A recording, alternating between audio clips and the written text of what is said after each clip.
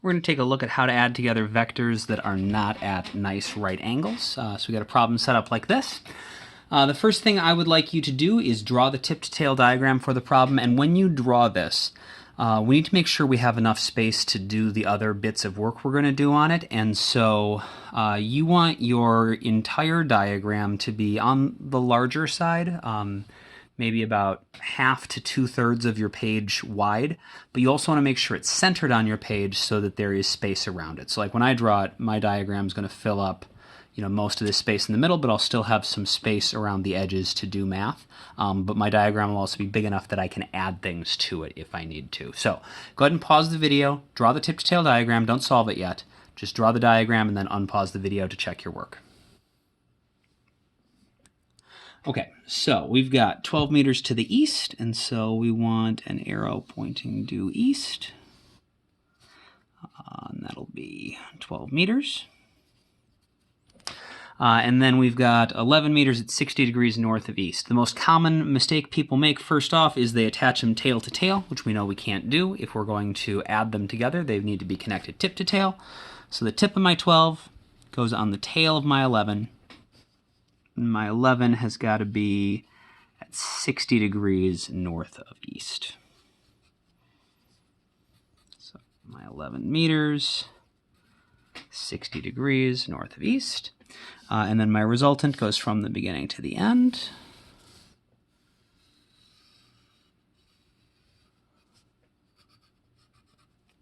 Like that.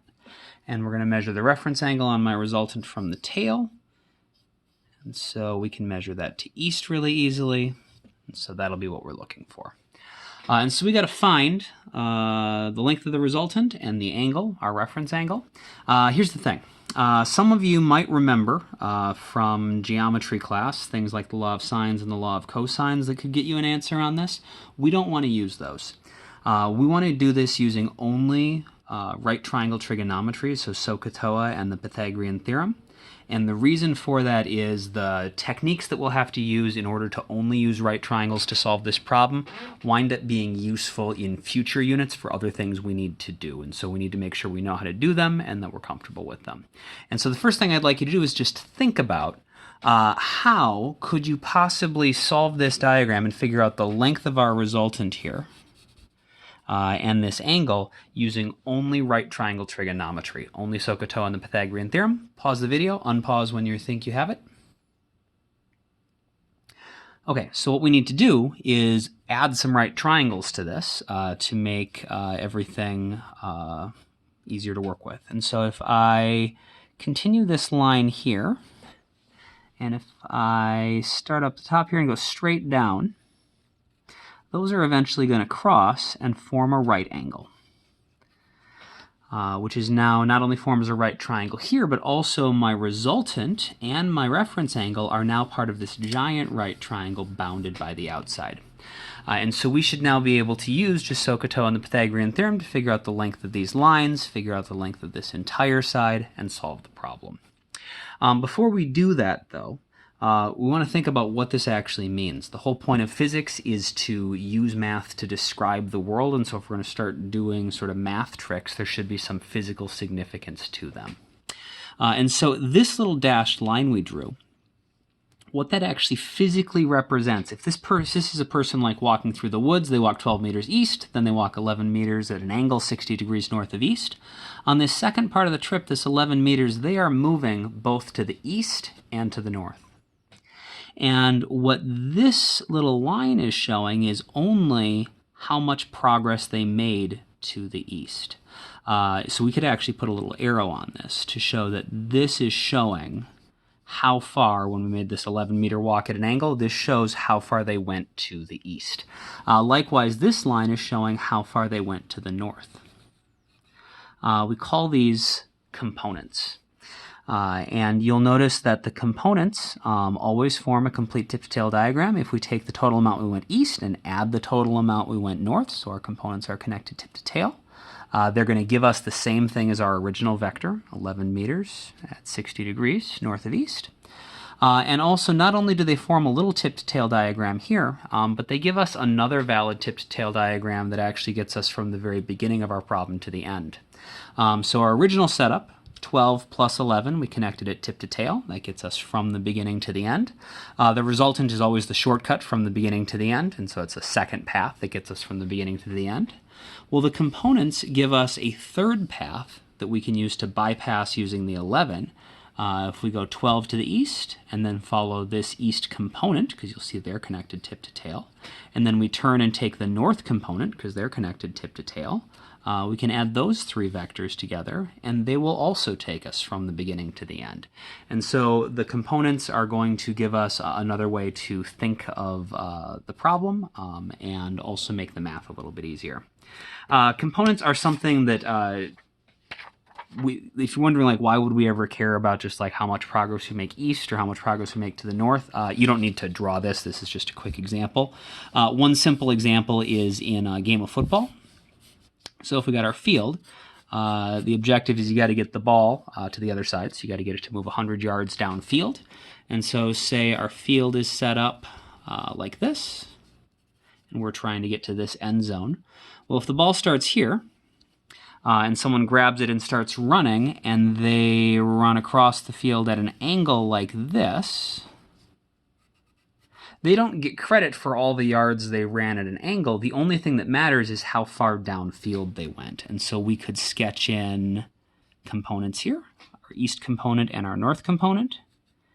And the only one that actually gives them credit towards making a touchdown is this eastwards component. So components do have applications in real life. This is just one quick example. There are lots of other ways we'll use them throughout the year. Okay, so back to our problem. What I would like you to do is, knowing that you can only use right triangle trigonometry, SOHCAHTOA, and the Pythagorean theorem, I would like you to try to solve this entire thing, showing your work next to the relevant segments as you go. And find both the resultant and the reference angle and get your full answer written out in appropriate vector notation. Go ahead and pause the video to work on that. Unpause when you're ready to go over the answer.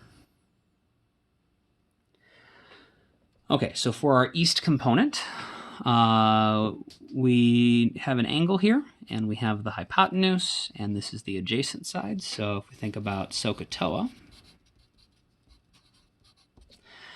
the adjacent side and the hypotenuse are connected by cosine. Just quickly to review how this works, that means that the cosine of our angle, cosine of 60, is equal to the adjacent side, which is what we're looking for, over the hypotenuse, which is 11. And so if we solve this for the adjacent side, we're going to get 11 cosine 60. Cosine 60 is just 1/2, and so that's just going to be 5.5 meters. Similarly, the northwards component, we've got our angle here, we've got the hypotenuse, this is the opposite side, so we'll use sine.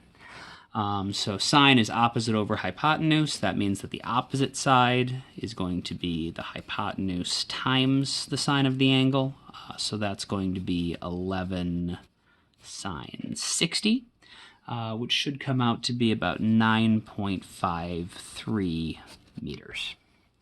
Now that we've got our components drawn in and figured out, the resultant is part of this big right triangle. We've got this side already is 9.53. We need to find this full side, though, and so we're going to have to add these two sides together. So 12 plus 5.5 is going to be 17.5 meters. And so then our resultant, the magnitude, we can just use the Pythagorean theorem. 9.53 squared plus 17.5 squared. Take the square root. That should give us our resultant. So 9.53 squared plus 17.5 squared square root should come out to be about 19.9 meters. And then for the angle, we have the opposite and the adjacent side. Technically, we have the hypotenuse as well, but the hypotenuse is based on these two, and so any sort of like weird rounding errors that might be in here are going to carry through to here. On top of that, if we just made a mistake, like in this step calculating our 19.9, that's going to mess this up too. And so it's better to use the adjacent and the hypotenuse because they're less likely to have something wrong with them. And in this case, opposite and adjacent, that's going to be tangent.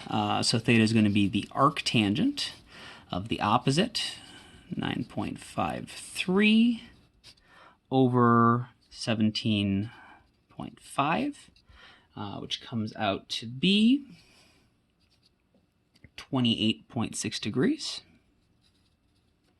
And that is fine if we just have our diagram because we know how long this is, we know what the angle is, but if we want to describe it in our full vector notation where we don't need the picture anymore, we need to make sure we add the direction.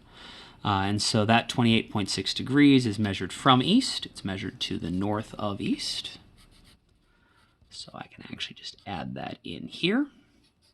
And then if I circle both of these parts together, that should be my answer. 19.9 meters, 28.6 degrees north of east.